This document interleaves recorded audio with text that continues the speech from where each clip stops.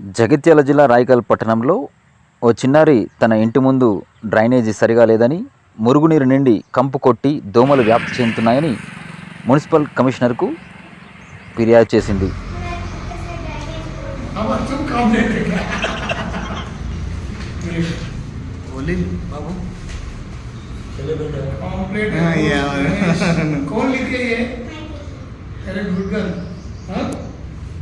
अच्छा लिखे మన ఇంటికానే ఉంటుందా? कितने क्लास पढ़ती? 6th